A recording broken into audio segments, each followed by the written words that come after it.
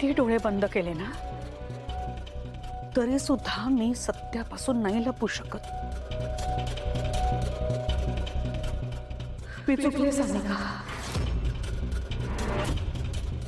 सानिका, तुम्ही चुकीचं नाव घेताय. मी अनामिका. मी नाही चुकीचं नाव घेते, मी बरोबर नाव घेतलंय सानिका. तू नको ना आता खोटं बोलूस. भैरवीने मला सगळं काही खरं खरं सांगून टाकलंय. मला माहितीये मी तुझी अपराधी आहे. मी खूप मोठं पाप केलंय. तू तू ना तू रागव, तू चीड, तू मार हवं तर मला, मी त्याच लायकीची आहे. पण माझ्या पापाची शिक्षा माझ्या लेकाला सारंगला नको देऊस ना प्लीज.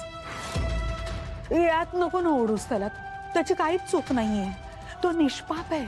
त्यांनी तुझं काहीच नाही वाईट केलंय अगं. प्लीज.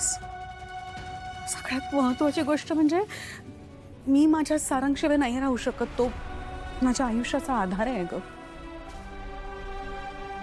प्लीज. नको, तुम्ही प्लीज शांत व्हा.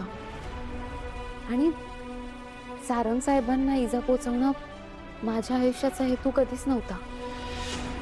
मी कधीच कोणाचं वाईट चिंतलं नाहीये. आणि नका काळजी करू. हे जे काही आत्ता घडतंय ना, हे सगळं नियतीनं ठरवलंय आणि सगळं चांगलंच होईल. कदाचित आपल्या इच्छेपेक्षा पण जास्त चांगलं होईल. हां, तुम्ही नका काळजी करू. सानिका,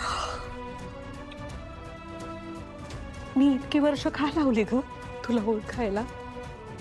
तू खूप चांगली मुलगी आहेस. मनाची अगदी साफ आहेस. तू मोठ्या मनाची आहेस. याच मोठ्या मनाने जमलं तर मला माफ कर ना. काकू, अजूनही वेळ गेलेली नाहीये. आपण जाऊया खाली. विधीची वेळ निघून जाईल नाही तर. आणि सगळं होईल चांगलं.